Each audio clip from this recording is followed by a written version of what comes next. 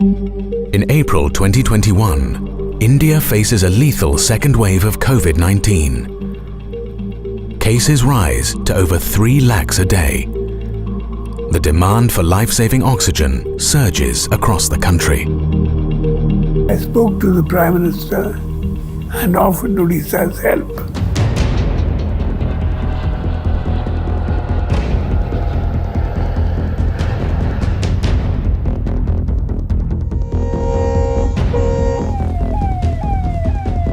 Sir, technical snag is resolved. Escort vehicles accompany the tanker.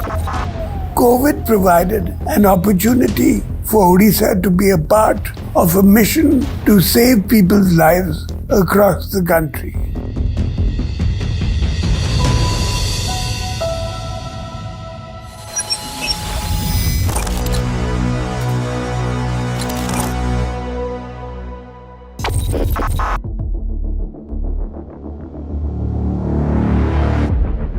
Please see that emergency measures are taken to help the patients in spite of the logistics constraints. The task force will have to ensure that Orissa embarks on a massive mission to dispatch oxygen on an urgent basis.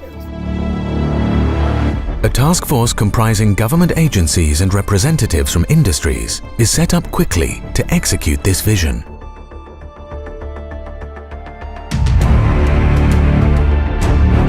The COVID second wave started somewhere around late March, early April, and the number of patients in medical facilities started increasing in leaps and bounds. Medical oxygen demand and supply, there was a tremendous mismatch, what is generally being called the oxygen supply crisis.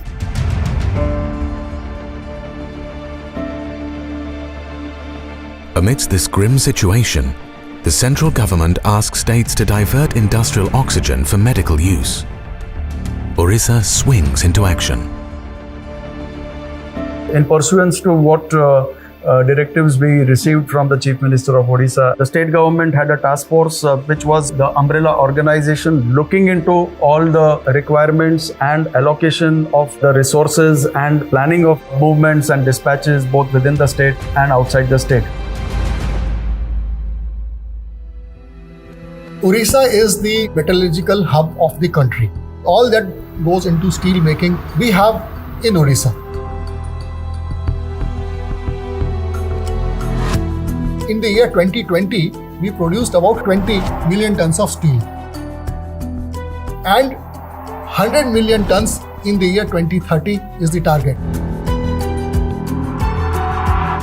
In the last 20 years, our steel production has increased by more than 10 times. This expansion in steel capacity gave Odisha the buffer to mobilize oxygen in large scale in a short time to help states in need.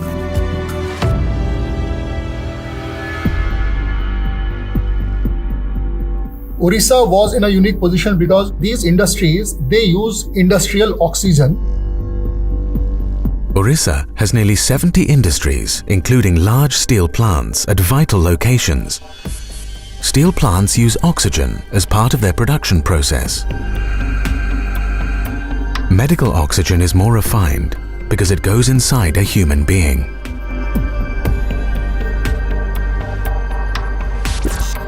Liquid medical oxygen has a purity level of 99.5%.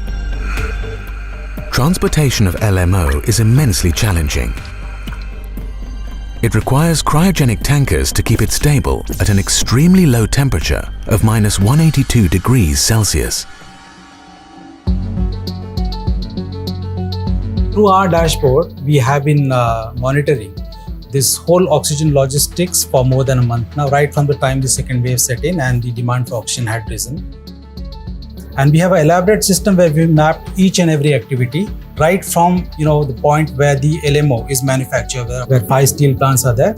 Then the second level is that of the refillers.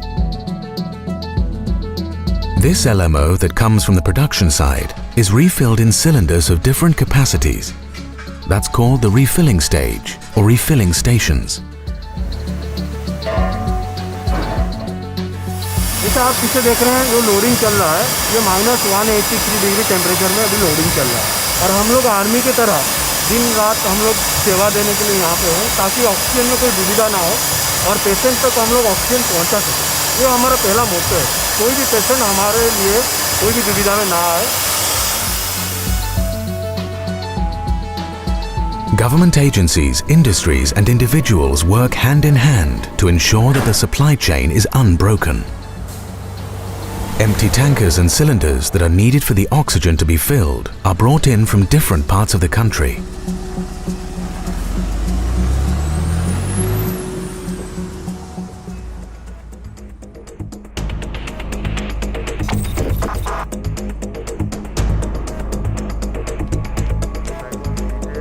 Tankers were arriving in Odisha by air through the Air Force Globemasters. Tankers were arriving by train in rakes, and tankers were arriving by road.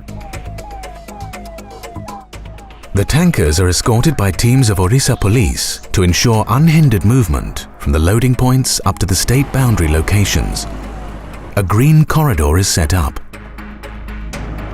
Routes were mapped.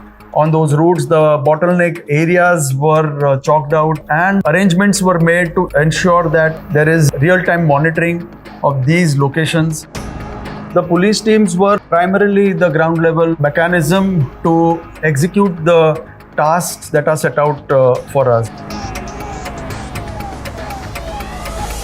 मैं Linde का driver Ajay Kumar Singh oxygen भर के KPO Kalinga नगर से विशाखापट्टनम के लिए रवाना हो चुका हूं। मैं पूरे भारत में ऑक्सीजन का सप्लाई करता हूं। हमको मदद करने का ये मौका मिला। मैं उड़ीसा गवर्नमेंट और उड़ीसा प्रशासन का हार्दिक अभिनंदन करता हूं।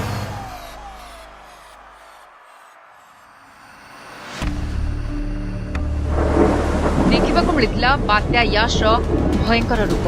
On May 26th, a very severe cyclonic storm, Cyclone Yas, hits Odisha and threatens to disrupt the mission. Cyclone Yas, which was predicted to make a landfall in West Bengal, pretty much accounted for a very large coastline, and the Kalinganagar steel plant hub, which happens to be the steel making hub of the country, came in the direct path.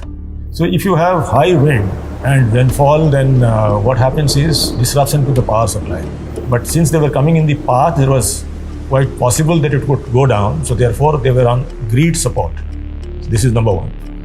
Number two, for the movement of tankers, you need to have clear roads, which means you have to have the tree cutting, tree felling, tree movement teams available on the road.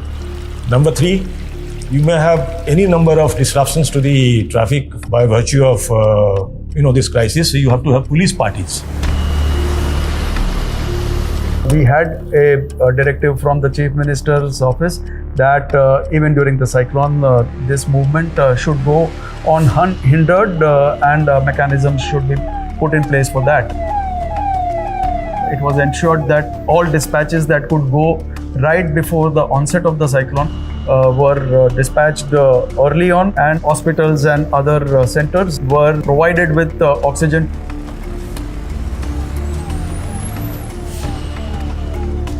Sir, technical snag is resolved. Now ensure that escort vehicles accompany the tanker, alert everyone along the route.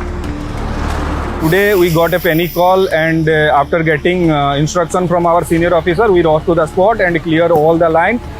Now we are here and we passed the vehicle, crossed the border.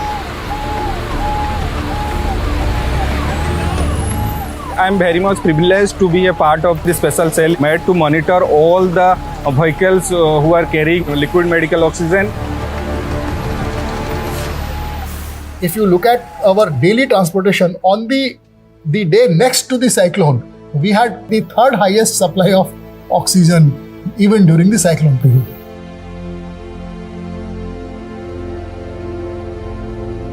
ये जो situation आज खड़ी हुई है सारे दुनिया के सामने, वो हम लोग ये कभी सोचे नहीं थे कि ऐसे कभी सिनेरियो आएगा।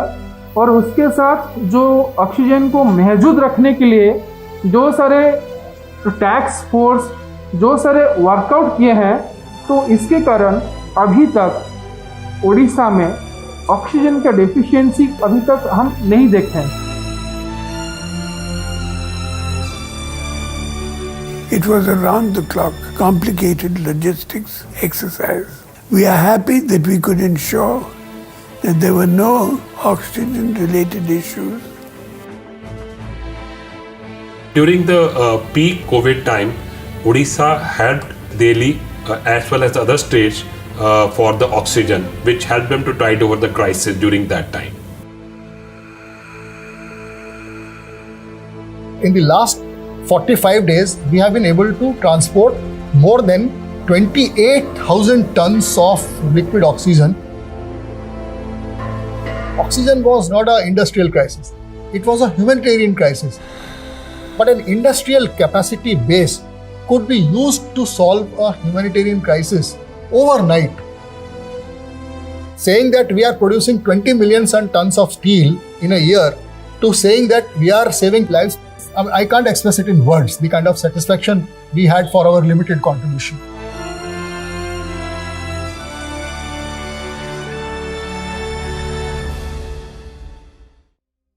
In under 2 months, Odisha sent over 28,000 metric tons of oxygen to 17 states. A mission that saw 143 Indian Air Force sorties, 159 trips by special oxygen trains, 1665 tankers dispatched, and a team that worked relentlessly to try and ensure that oxygen reached those who needed it most.